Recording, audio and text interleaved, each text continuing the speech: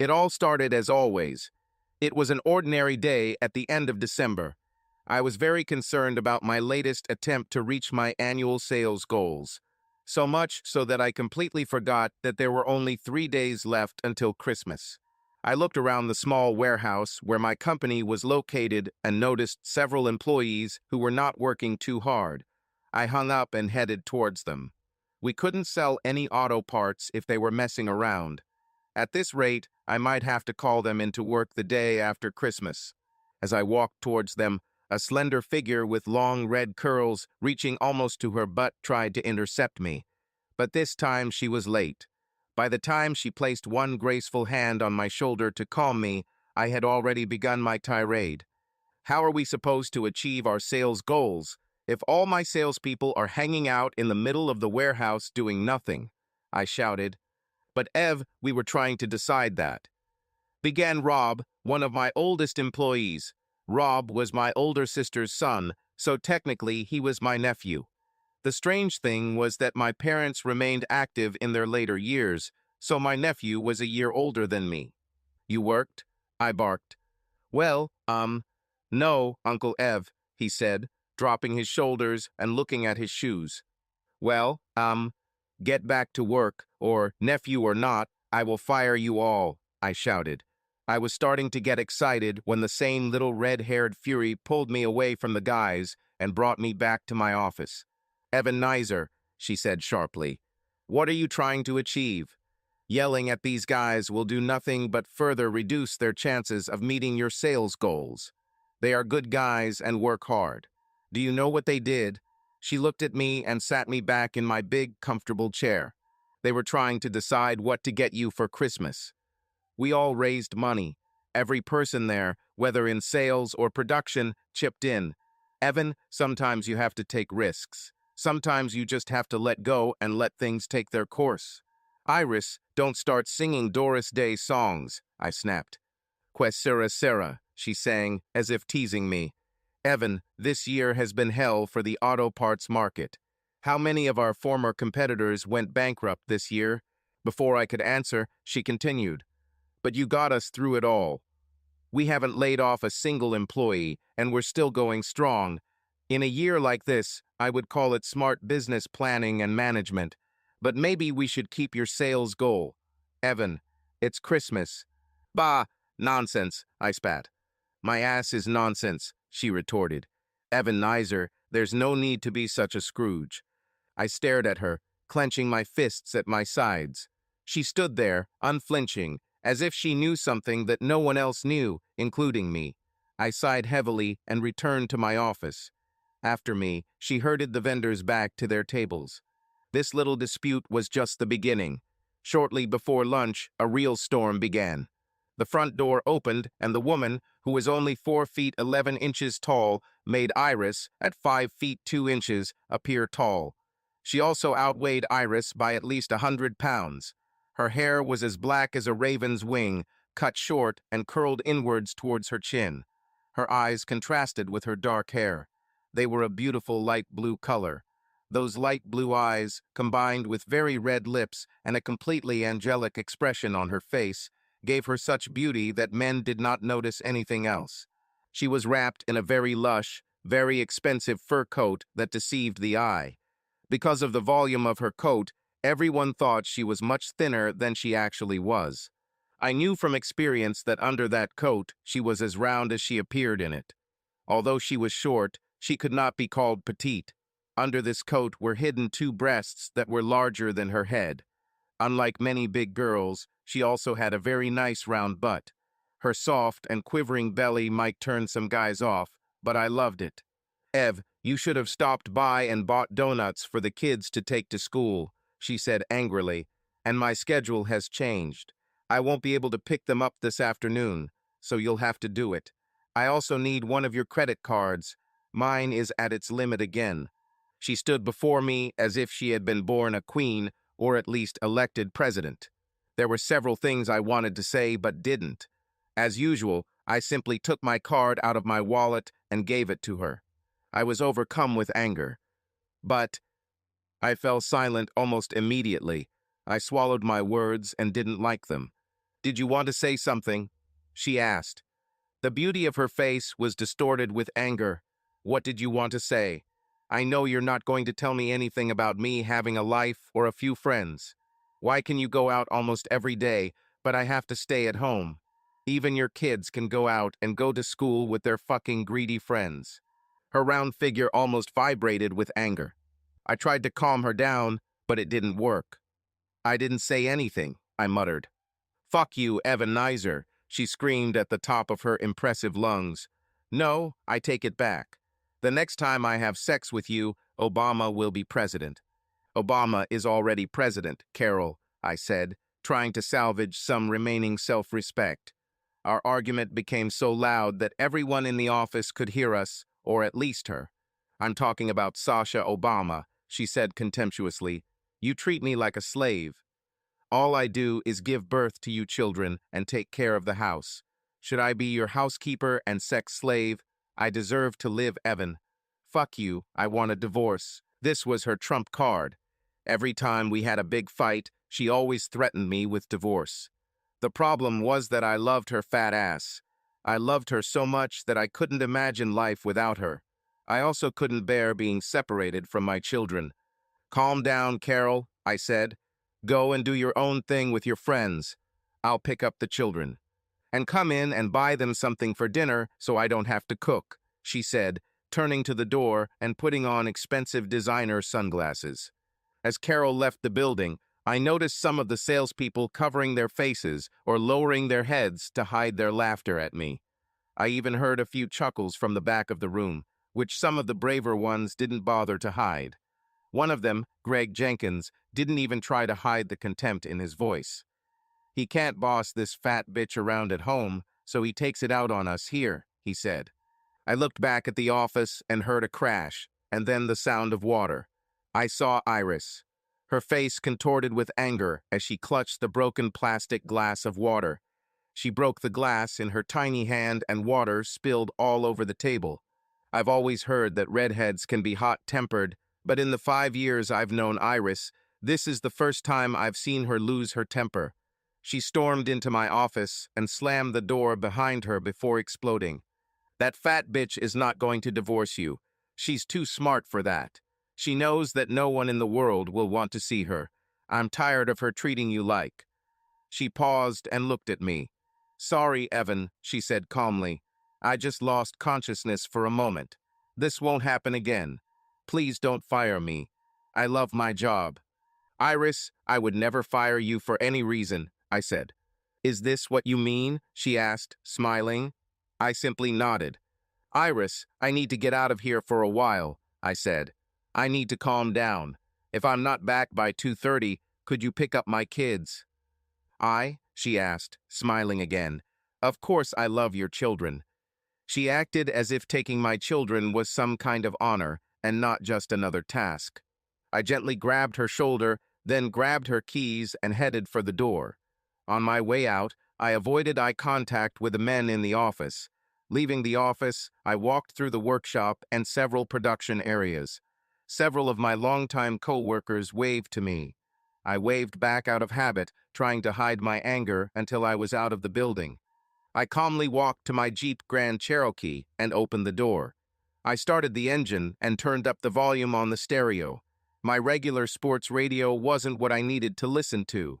Mike Valent's smug tone didn't help calm me down. I switched to my music collection and selected a soothing Gordon Lightfoot song. When I pulled out of the parking lot and just drove, I had no destination in mind. I just needed to get away from people. I was driving north on I-75 when I noticed a nearly blinding flash behind me. I recognized the front clip and the design on the headlight the same way most people recognize one of their children. It was a Mustang GT, and it went damn fast.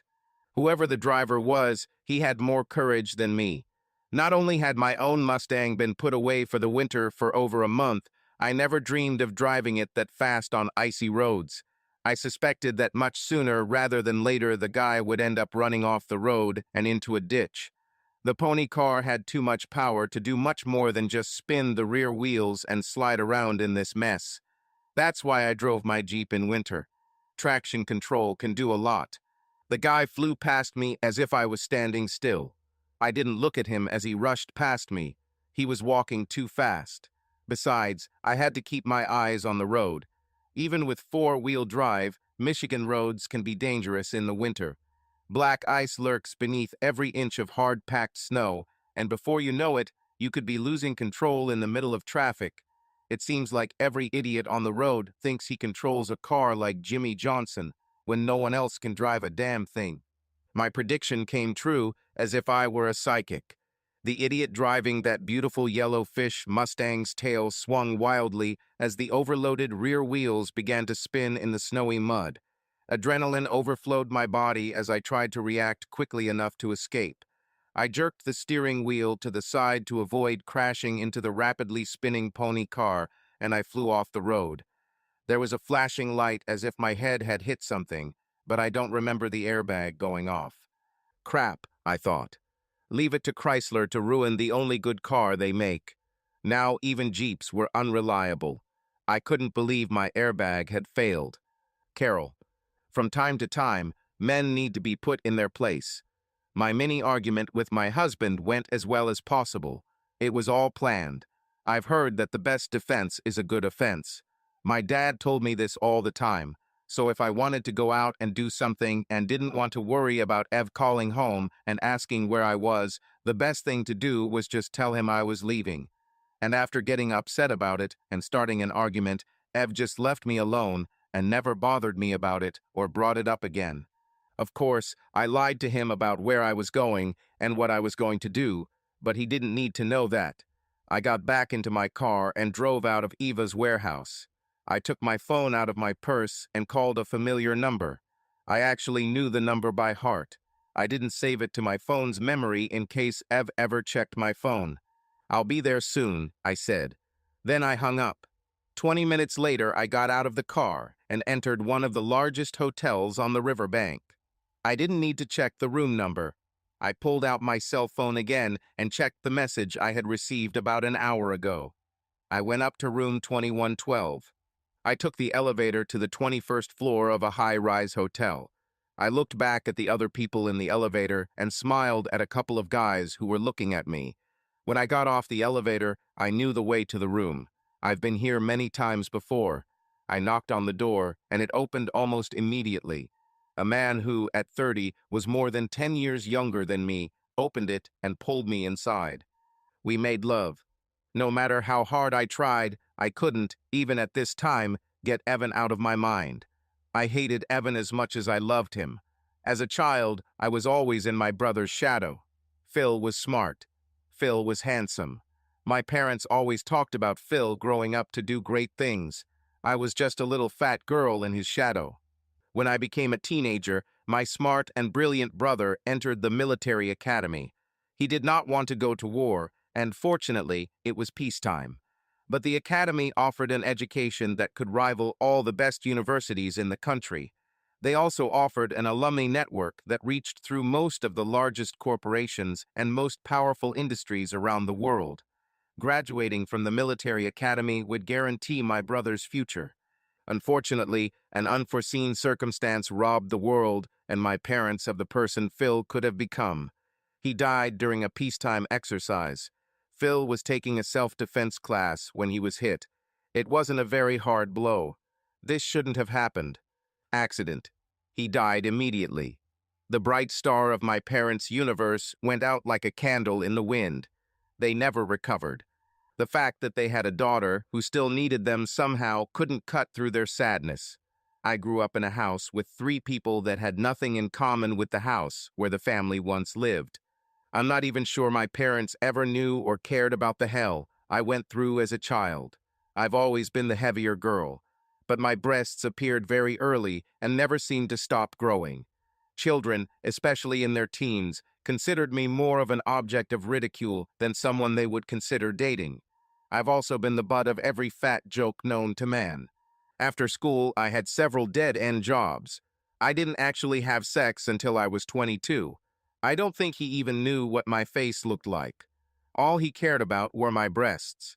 I endured this existence, continuing to live in my parents' house. By the age of 24, I had not yet been in any relationship. I had sex a few times, and I didn't think there was anything special about sex. Most men who wanted me just wanted my breasts. Then Evan showed up. He just started his business. He only had 1 or 2 employees and rented space in the back of someone else's store. But his look told me that he would do great things. I worked as a waitress at a Greasy Spoon near where he rented space. The first time he came here, it was only because the restaurant where he usually dined was full. After that, he kept coming back. I was sure it wasn't the food. I also knew that he liked me. I decided early on that, although he was younger and less creepy than the guys I was used to, he was most attracted to my breasts. He didn't seem to be in a hurry, though. Then he seemed to gather his courage. I knew his next move would be to ask if he could take me home. Once he put me in the car, he assessed me and then headed towards the promised land or the promised mountains. Imagine my surprise when he asked me out on a date instead. "Where were you going to take me?" I asked. I didn't want him to know that it was my first date. I thought it would be something like a cinema. This way he could sense me in the dark. "I know a really great restaurant on the east side, close to the river," he said. "But if you want to go somewhere else." Shock is not a strong enough word. Then I noticed it. The first 4 buttons of my blouse were undone. I had more cleavage than a star, and he looked into my eyes. "Evan, I'll go wherever you want, anytime you want," I said. From that moment on, I was Evan's property, and he took very good care of me. I fell in love with the way Evan made me feel. Many other guys looked at me and saw a fat girl with huge breasts. Some of them didn't give me enough attention. Some of them had just seen a pair of tits walking. I wasn't sure they even knew I was related to them. But Evan saw me. He often told me how beautiful I was, and then we didn't even have sex. I started to feel a little apprehensive about what would happen if we had sex. Will he still think I'm beautiful? Or he'll see that I'm just another fat girl and stop loving me? It was like a banned substance to me. When it finally happened, it was a life-changing event. I didn't think things between us could ever get better. In my opinion, the ideal evening involved Evan picking me up after work, taking me to his apartment, and having sex. Evan, of course, had other ideas. He continued to take me to shows, restaurants, outings, and other events. He wasn't ashamed of me. He seemed proud of me. Then he threw my whole world into turmoil. One evening, Evan took me to his house. He sat me down, but I had no idea what was about to happen. He knelt down, and I closed my eyes in anticipation of the pleasure to come. I waited a few seconds, thinking he was teasing me. When after a few moments nothing happened, I opened one eye and went into shock. Evan was on one knee in front of me and held out the most beautiful ring I had ever seen. I was in a daze. "Carol, are you going to give me an answer, or do you need time to think?" he asked. In an instant, my life changed. Until that evening, I kept Evan a secret. Only the women I worked with knew about him. None of my family or friends knew anything about him outside of work. That way, if something went wrong, no one would be able to laugh at me or look down on me. What I hated most was the way the poor fat girl looked. That evening, I took Evan home and introduced him to his parents. The next morning, I started moving my things into Evan's apartment. I was happier than I had ever been in my life. Another benefit that I never expected was that my parents were suddenly interested in me. They have never existed before. I felt like I was surrounded by love for the first time in my life. After we got married, we visited my parents often. When my children were born, we became even closer.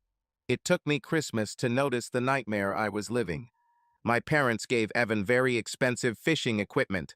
My father also took Evan fishing in the Florida Keys. There were also plenty of toys for the kids. They gave me things for the children. They didn't give me a single personal gift. Then I realized that my parents don't care about me. I was surprised they even knew my fucking name. Their only interest in me was that I brought them Evan. Evan was a kind of replacement for my brother in their hearts. They also loved their grandchildren, and I was only there to take care of Evan and the kids. My own parents ignored me at every turn. It took some time, but over time I began to hate my parents. I also began to somewhat recently Evan, and even my children. I wondered what the hell was wrong with me. Why couldn't the people who gave me life see me as a special and important person? I don't know exactly when I decided to punish Evan, but I've been letting Billy have sex with me for the past year. I see Billy at least a couple times a week, and every time I feel like I'm hitting back at Evan and my parents. I guess I'm punishing my parents for never treating me the way they treated my brother, or the way they now treat Evan and my children. And I'm punishing Evan for taking my parents' attention away from me. Billy and I will line up and go to bed. Before leaving the hotel, I left him some money. Billy doesn't have a job, so he needs my help. Giving him money is the least I can do for him.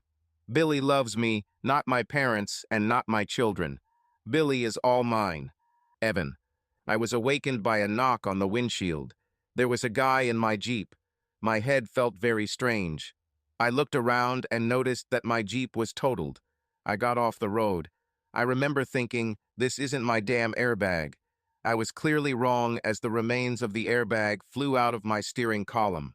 I looked at the guy knocking on the window and tried to open the door. He opened the door and started talking to me. "Are you okay, Evan?" he asked. He seemed concerned about my well-being. He probably just didn't want me to sue him for running me off the damn road. I carefully moved my upper limbs and then my lower limbs.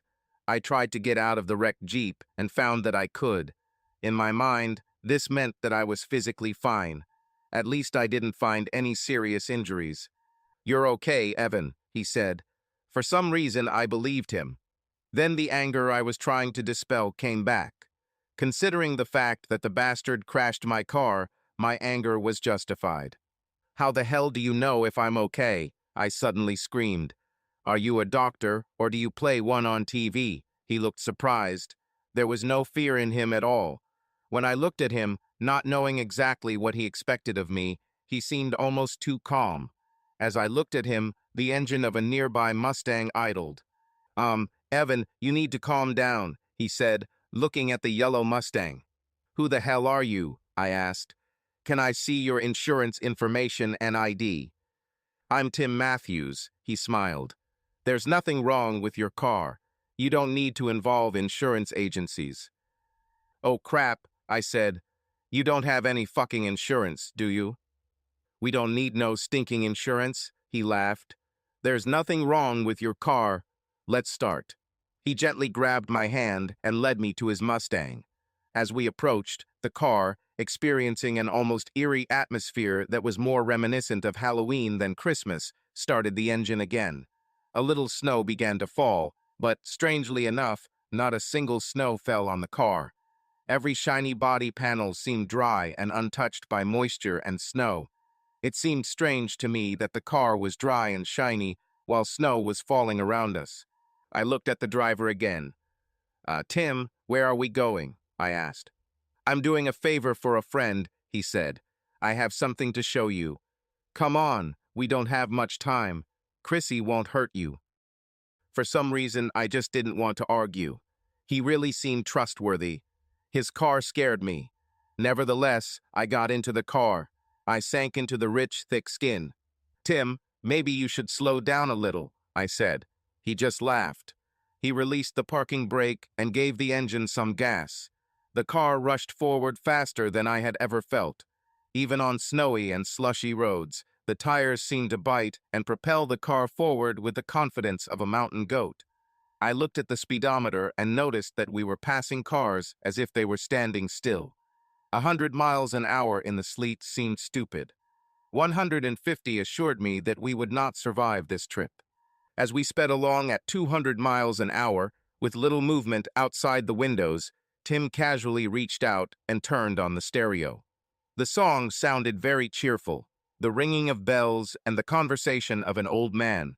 When they got to the chorus of the song, I realized Tim was crazy. The song was called "You're Gonna Get Nothing for Christmas," and Tom laughed maniacally every time the chorus came on. As soon as the song ended, Tim stopped the car and we got out. I recognized this place. It was my old apartment building. "I lived here," I said. Tim simply smiled and said, "Yes."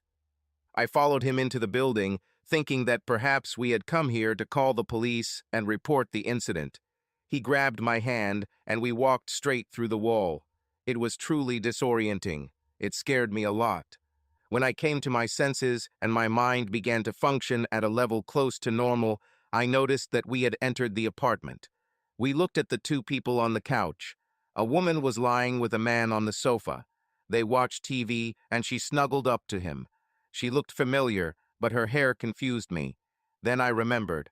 For the past 5 years, Carol has kept her hair short. I looked at myself, how I made love to my wife before we got married. "Damn, what huge breasts," Tim shouted. "This is my wife, you bastard." "Hey, wait a minute. How the hell do you do that? What are we doing here?" I asked. "My friend wanted you to see this," he said calmly.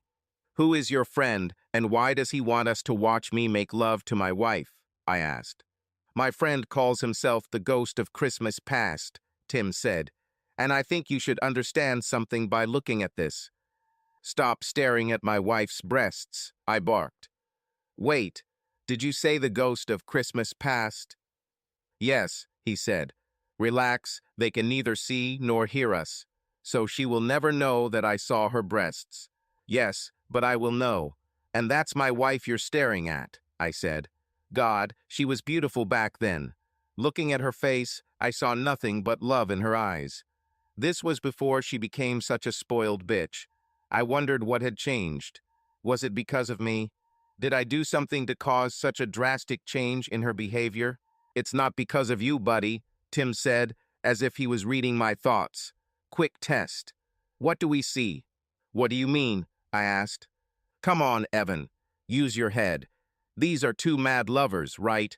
He just looked at me. "Nod if you're still with me." I nodded my head, and he shook his as if he didn't believe me.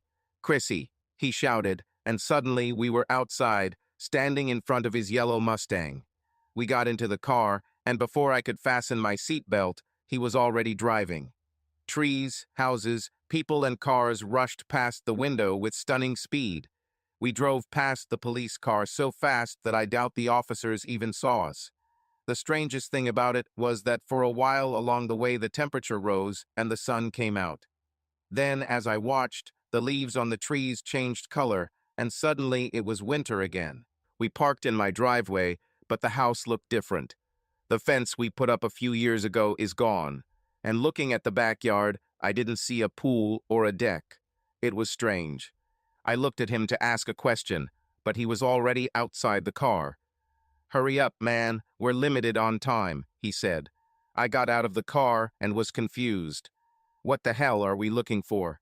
He grabbed my hand and walked through the wall. I was ready for his trick this time. We entered a scene that should have happened 3 or 4 years ago. My family was together, but the children were probably only 5 and 6 years old.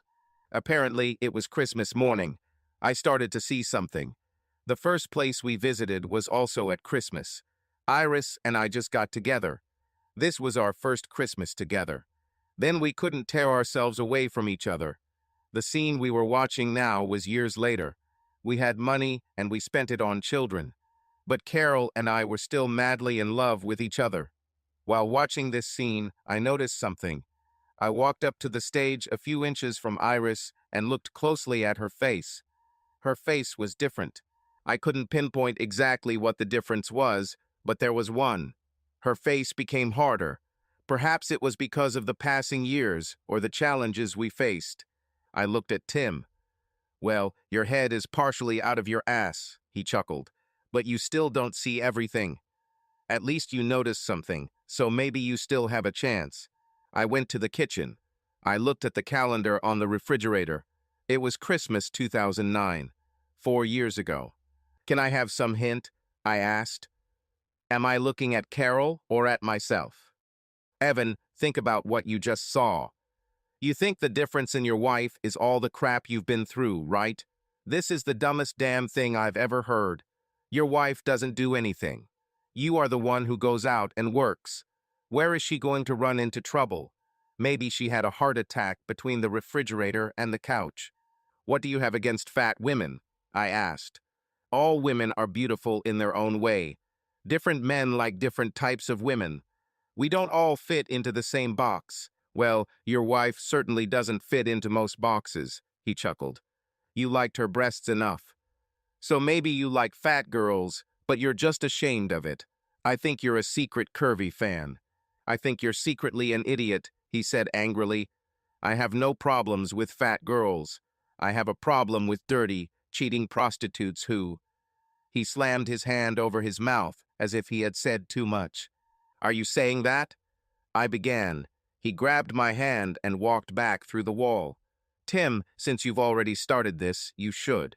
My time is up, buddy, he said. See you. He jumped into the yellow Mustang and started the engine. I stood in front of the car, confident that he would not run into me. He revved the engine several times. I involuntarily retreated. My conviction that he would not run over me was quickly disappearing. I could imagine the headlines in the local newspapers. Businessman and father shot to death 3 days before Christmas. Left behind. Suddenly, I stopped. What would I leave? The car lurched forward and sped down the road almost too fast to see. The car went right through me. See you later, Tim shouted, leaving no doubt that we would meet again. I was standing in the middle of the street in front of my house. But this was my home 4 years ago. I watched my wife and I leave the house with the kids and get into my old car and drive away. I walked within inches of myself. All sorts of strange thoughts were running through my head. I couldn't help but think of a theory from all the science fiction movies I'd seen that two versions of the same person couldn't exist in the same time and place without destroying the fabric of space-time. "Oh God, do you really believe this?"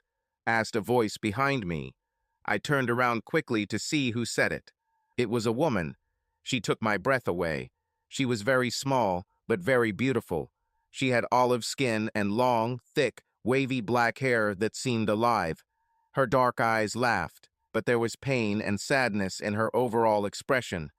The contrast between these two extremes only enhanced her beauty and the sense of mystery around her.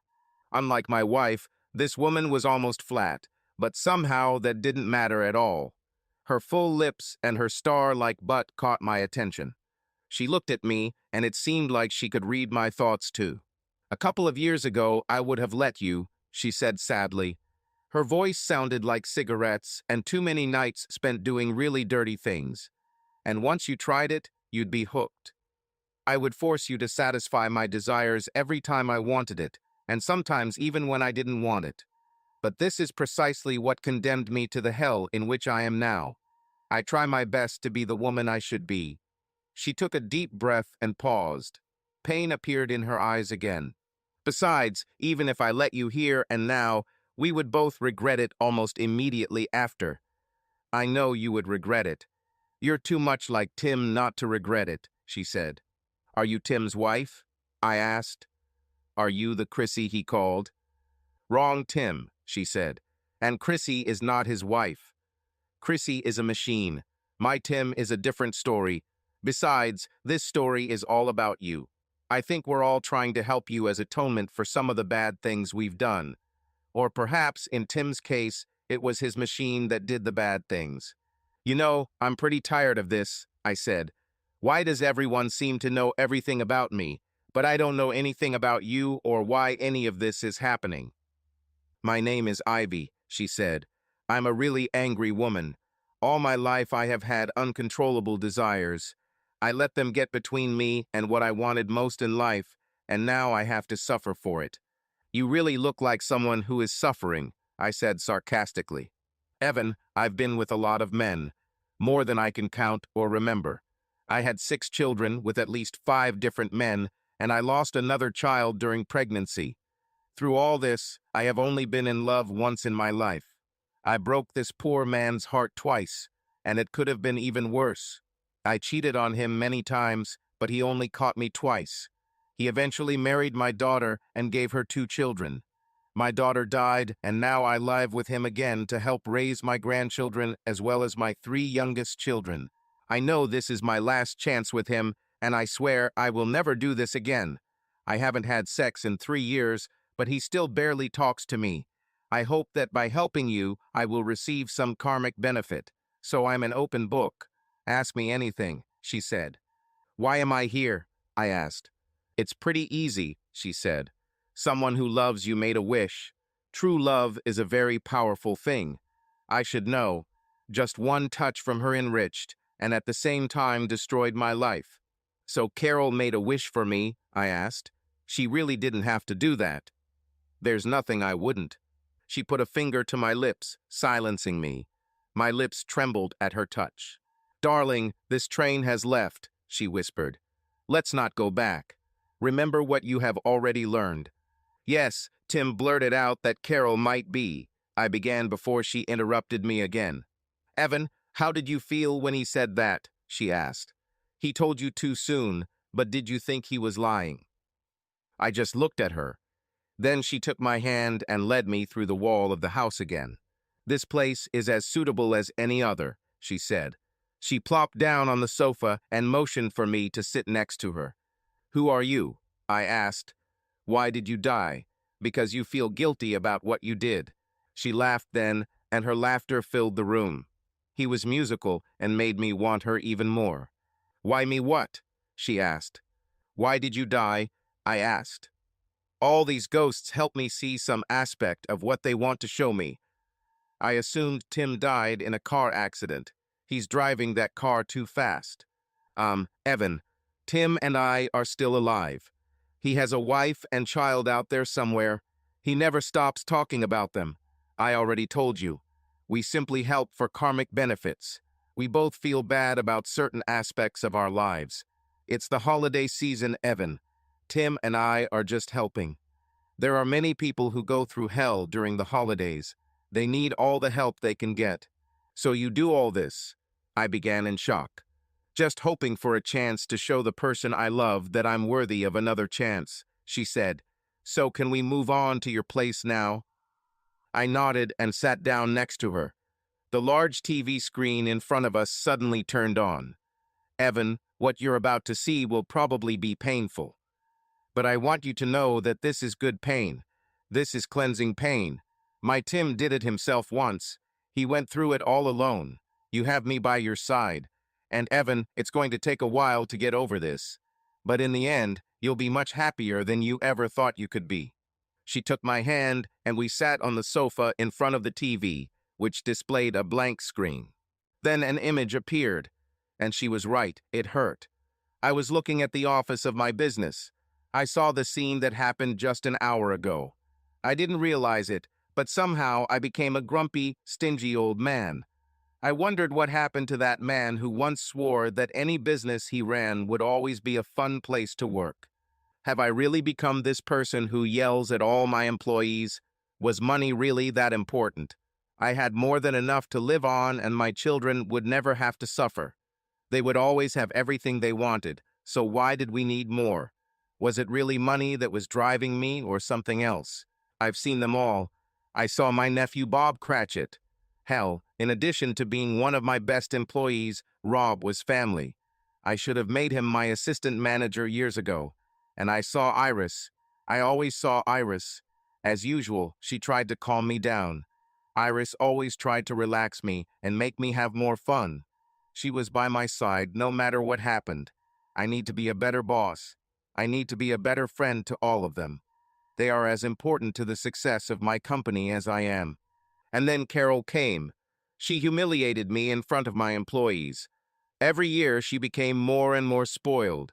She spent more and more money, and most of the purchases were so stupid and useless that I even stopped tracking them. I finally looked at the expression on her face when she spoke to me. Now I understood what time was trying to show me. Carol looked at me not with the love that I had seen in her eyes when we were younger, but with hatred or even contempt. I wondered when this happened.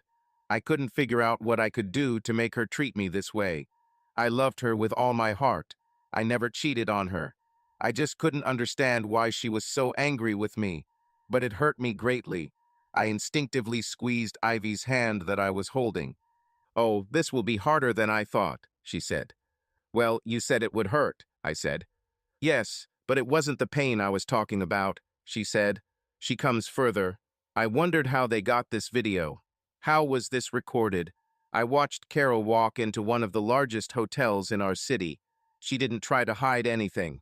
She stopped at an ATM along the way to withdraw cash from my credit card. She didn't even knock. She simply walked to the door, and it was immediately opened.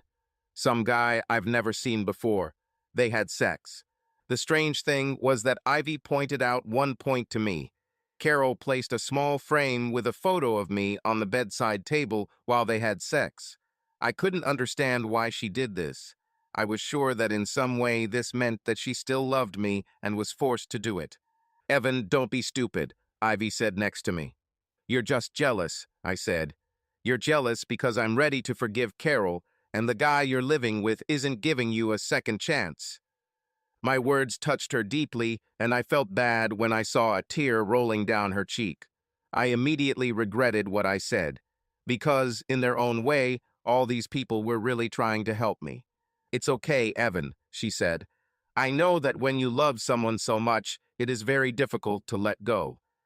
Perhaps my time never felt the same way about me, so it was easy for him to just leave me twice. I think in our relationship, despite all my shortcomings, I loved him more. I know that no matter what he did, I could never give up. So you continue to love this woman of easy virtue, no matter how much she humiliates you, no matter what she does. You hold on to the hope that someday she will become worthy of what you give her." "Well, your boys are already outside," she said, still wiping away tears. "I'm sorry I let you down, Evan. But maybe that's how it was meant to be." "What kind of boys?" I asked. "I have only one son, and he is only 9 years old. You must be the ghost of Christmas present, right?" I turned to her, but she was no longer there. I walked to the door and looked outside. 2 young men were walking down the driveway. None of them looked happy to see me. One of them, chubby okay, he was fat. The guy had a lot of Carol's traits. This guy was so fat that it looked like he had her breasts too. He looked really depressed. "I'm so sorry for you, Dad," he said. "You really tried." The other guy kept looking at the ground. He didn't want to look me in the eyes. "Don't pay attention to him," said the plump guy. "He doesn't want you to see his face. He's usually always happy, but now he's scared to death that you'll see his face and recognize him. He is also afraid that you will make the wrong decision and I will be born in his place. Try not to look at him, okay? Wait, aren't you afraid that I'll make the wrong decision and he will be born?" I asked. "Hell no," he said. "We are actually the same person. You only have one chance. If you hit the wrong target, it will be wasted. Besides, I don't want to live like this. If things go this way, my potential will be wasted. I only see death in my future. The pain becomes too much. Let's get this over with." They positioned themselves so that one was on each side of me, and each grabbed a hand. We took a step as if stepping off a curb, and when the step was completed, there is no other way to explain it, but we were somewhere else. Where just a few seconds ago we had been standing on an empty suburban street, we suddenly found ourselves on the corner of a busy city avenue in front of a very busy pub. People came and went at breakneck speed. The guys led me inside, and we managed to grab a small booth in the back of the place. Our timing was so precise that it couldn't have been an accident. As soon as the couple left the booth, we immediately occupied it. The plump guy began to actively call the waitress. She met his gaze and nodded. Then she raised one finger. "We won't be here long enough to order anything," said the slimmer of the two guys. "I know," the plump guy said sharply. "I did it so we wouldn't be disturbed. The easiest way to keep the waiter from approaching you is to pretend that you are desperate for service. This works with waitresses too." Then he pointed to the table to our left. It didn't make sense. But the plump guy was sitting at the table, hidden from view. "This is—" I began. "Yes, it's me," said the plump guy. "But you look terrible," I said. "You look like— It's like I'm trying all the illegal substances and everything else to kill myself." He blurted out. "You're smarter than you look, Dad." "Come on, we have to go," said the slimmer one, as the version of the chubby guy we were looking at stood up and staggered out of the tavern. We followed him. He staggered in his drunkenness right into the traffic and almost caused an accident, but remained unharmed. A few blocks later, he practically crawled into the driveway of the same house we had just left. I don't know how many years we moved forward, but the house was no longer well maintained. The guys took my hands again, and as I expected, we walked straight through the wall. Inside, the house seemed even darker and more depressing. The house has been refurbished and has all the modern conveniences possible. There were things there that I didn't recognize. They must have been products of the future. I saw myself again. This time I sat at the table with Carol. Her beauty has disappeared. She had at least 3 chins. She wasn't much fuller around the waist than she is nowadays, but somehow she didn't wear it as well. "Do you want to talk about this before your son comes home?" she asked. "Carol, you know he's not my son," I said. "You're the only father he knows," she sobbed. "Don't take it away. He has it. Carol, he is an adult and not stupid. I think he always wondered why he wasn't like his older brother and sister. If anyone deprived him of something, it was you. You sucked all the joy out of our lives," I heard myself say. "It was a mistake," she sobbed, "and you can't let it go." "Why should I?" I asked.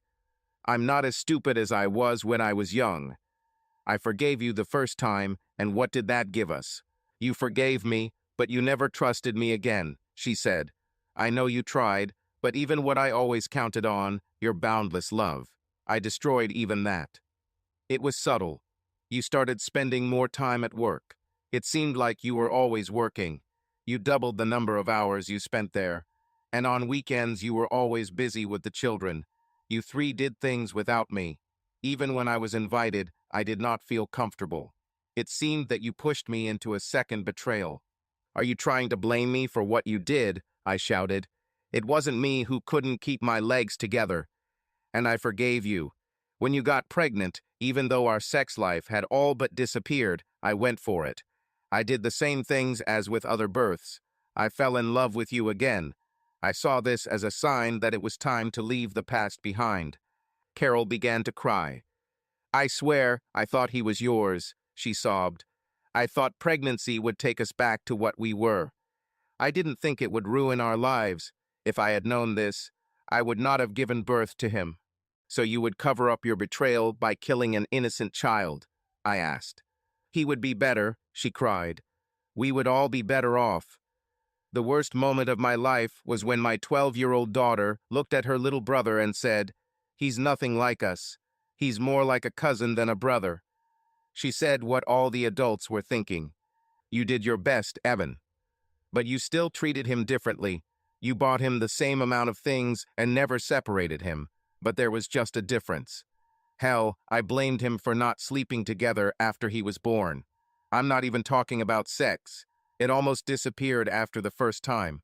But after he was born, you didn't even sleep in the same room as me. And everything changed. It seemed like you didn't love me anymore, not that you didn't like me. When we were together, I thought that you were created by God, especially for me.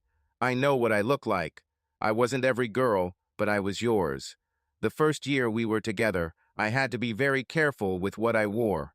All it took was a hint of cleavage or a dirty joke, and we'd have sex. I missed that." Her voice trembled. "Now I can walk around the house almost naked, and all you say is, 'Aren't you cold?' I'm sure you have someone, I just don't know who, and don't I deserve this?" I asked. "Don't I deserve a little happiness too? This conversation will lead nowhere. Raising the past only fuels old wounds. I'm leaving for the weekend. The conversation is over." "But Evan, it's Christmas," she wailed. "Do you want the children to know that their father went to some prostitute instead of spending Christmas with his family?" "I think the children won't care," I answered sharply. "God knows they're used to it. I remember you sneaked out a few times at Christmas too. Now I wonder why I put up with it. Probably because I loved you so much and never thought you'd go off to cheat with someone on Christmas. What a fool I was. I deserve to be punished, Evan." "But they don't. What if children come with their families?" she asked. "How can I tell them where you are?" And the other me, stood up then. He walked up to the table and looked deep into the eyes of the woman he once loved. "There's no point in lying to you," he said. "Carol, the children won't come here. We, we will all be celebrating Christmas at our daughter's house. Her eyes filled with sadness and shock. Without me? She asked. Carol, apparently your parents told the kids something before they died last year. Sandy and Junior are really mad at you right now. They need time to come to their senses. Time? You mean, how are you? She asked. My own children hate me so much that they don't want to spend Christmas with me. Apparently, they hate me too, said the fat guy, coming around the corner. He looked at both of them, then ran upstairs. Future versions of Carol and I were stunned. A few seconds later, a shot was heard. The two boys grabbed my hands again and stepped back through the walls. Do you see how sad my life is? Said the fat guy. It's only getting worse. I didn't die, but I seriously disfigured myself, but I survived. Can you believe it?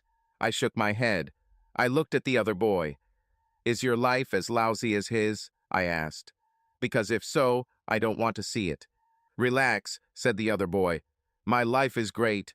We all love each other. My older brother and sister loved me and spoiled me while I was growing up. You and Mom are happier than ever. In fact, the day after Christmas, the two of you leave for your 10th honeymoon. I almost regret that you are not leaving, but I cannot persuade you to stay. Why don't you want us to leave?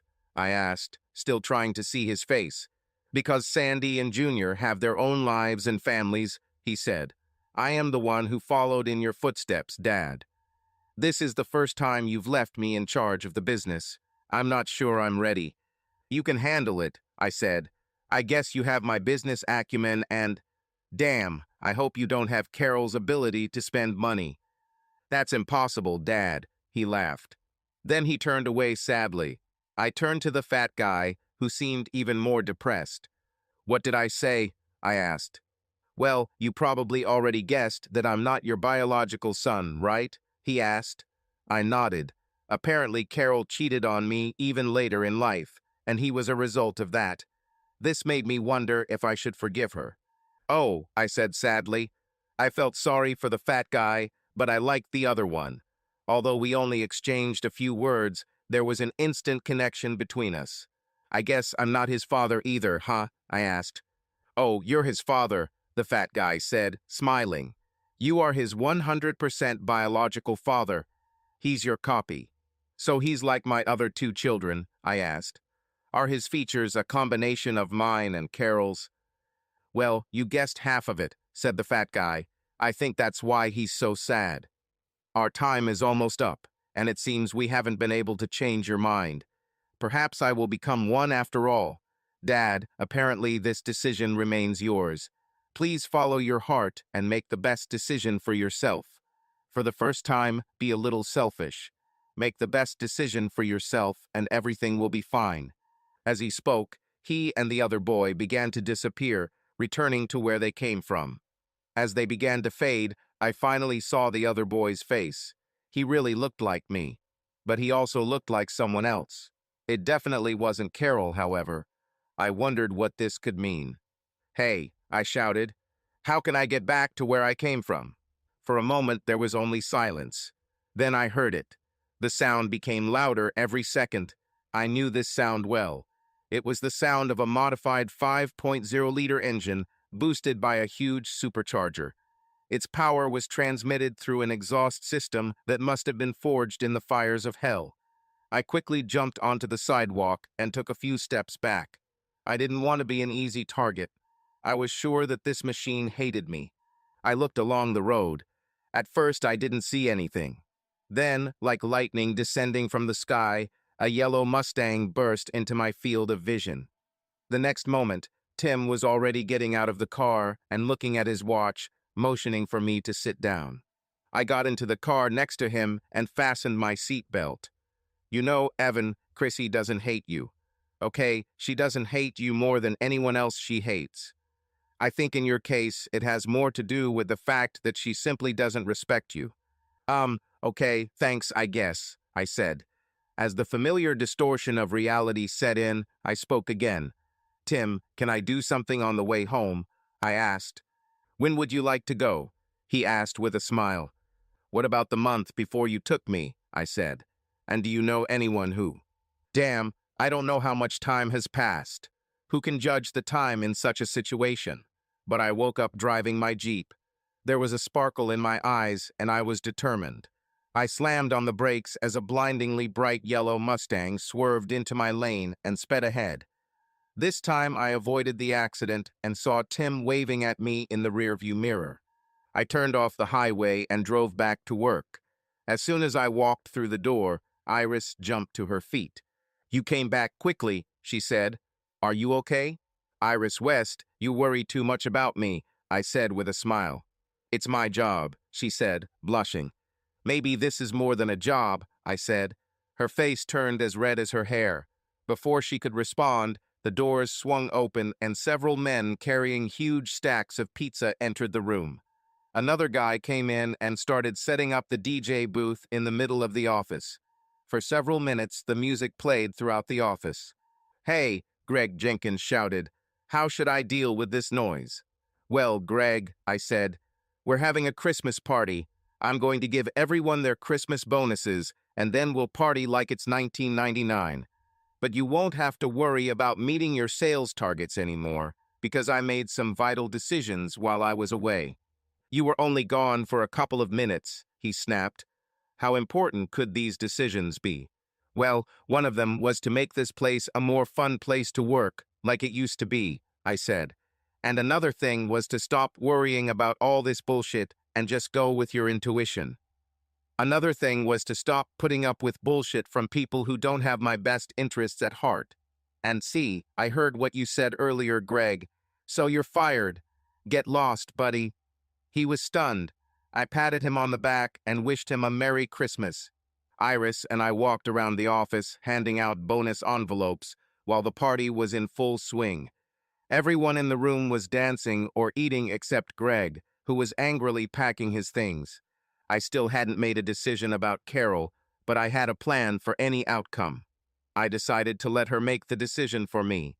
But anyway, we had to sit down and talk after Christmas. Unfortunately, everything went wrong. Late on Christmas Day, around 11, Carol went upstairs. The children were still opening the last of their presents and deciding what they wanted to play with. I followed Carol to see what she was doing. She dressed as if she was going out.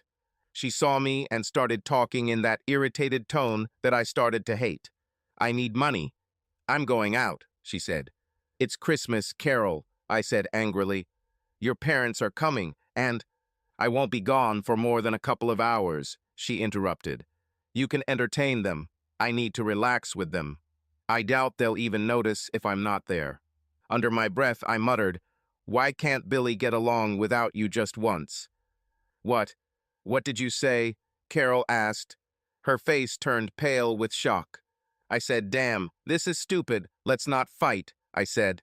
"Go, I'll look after your parents until you get back." I forced myself to smile, but underneath that smile, I had already made my decision. In fact, Carol mistook him for me. "Carol, I can't believe how nice it was to get out of the house on Christmas Day. It was bad enough that Evan had been indulging the kids all morning. He gave me a lot of really nice gifts, but he still spent more time and energy on the children than on me. Why couldn't it just be the two of us for once, like old times?" I called my parents and told them we weren't doing anything for Christmas. Apparently, Evan called back and told them to come and visit their grandchildren.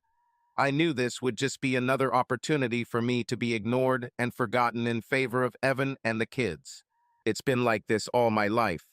That's when I decided to go out and spend time with someone who always put me first. I reached the hotel in record time. I felt strange. I felt like something was wrong with me. Evan was starting to get to me. He seemed so hurt when I left, and he gave in so easily, but he always did.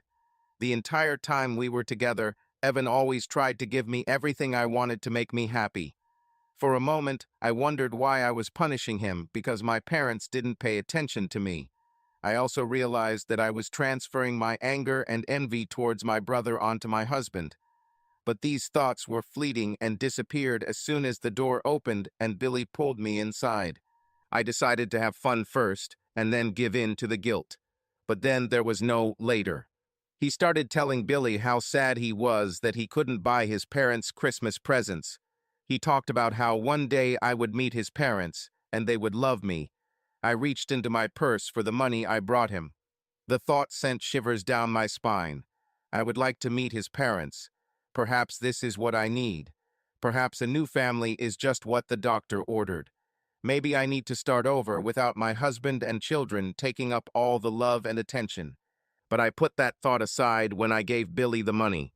Billy was fun and a good way to punish Evan, but he was a toy. He could never replace Evan, and I truly loved my children. Billy snatched the money from my hands as soon as the hotel room door swung open. 3 policemen burst into the room and demanded that we raise our hands. "Get dressed, fat asses," said one of them. "You are under arrest." "Why am I being arrested?" I screamed. I did not do anything. "We've been watching you for weeks, sister. We have everything recorded on video. We walked in just as you were handing him the money. We have every reason to accuse you of providing paid sexual services." I was shocked. They dragged me to the station, and Billy was taken in another car. I think they did this to make sure that we wouldn't have a chance to agree on a joint version of events. I was put in a cell with a bunch of dirty, smelly, rude women. I moved to one of the corners of the cell and tried my best not to start crying. I was allowed to make one call. I didn't dare call Evan, so I called one of my friends. Her husband would never let her leave his family for Christmas. I was told that I could make another call the next day. I'll probably be released on bail the next morning, but since it's Christmas, I might be stuck here until the judge shows up. None of the judges were eager to come to work during the holidays. Then the nightmares began. My assigned attorney has already met with the assistant district attorney who will be prosecuting my case. He was tough, trying to make a name for himself. I tried to explain that I didn't pay for sex. I explained to them that Billy and I were lovers. I said I was having an affair and I just gave Billy money as a gift. It had nothing to do with sex. "So you give him money every time you have sex?" asked the assistant district attorney. "I think so," I said.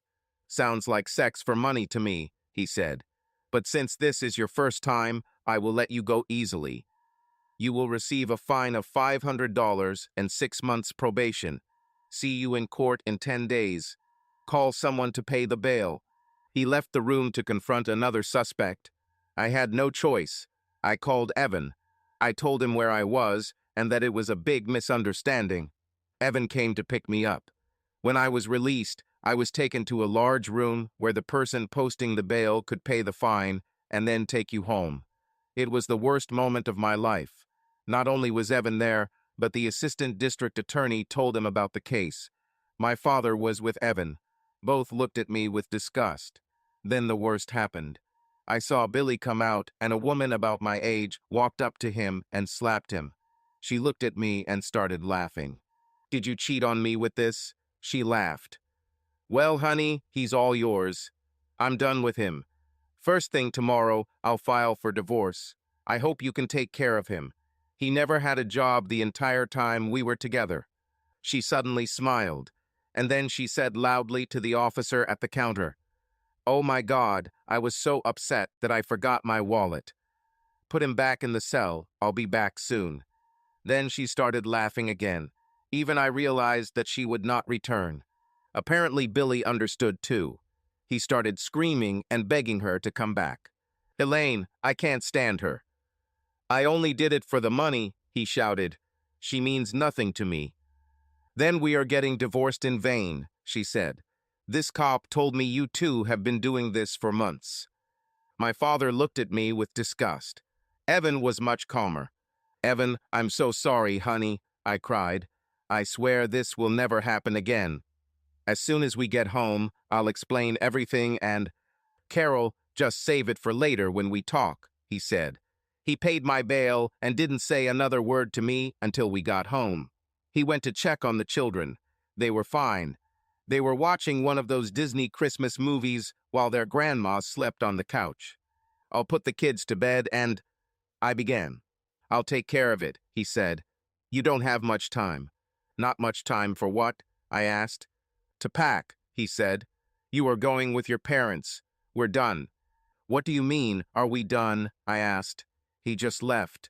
I tried to call him every day, and he never picked up. My parents came to visit their grandchildren, and I was allowed to see them too, but even left the house during our visit.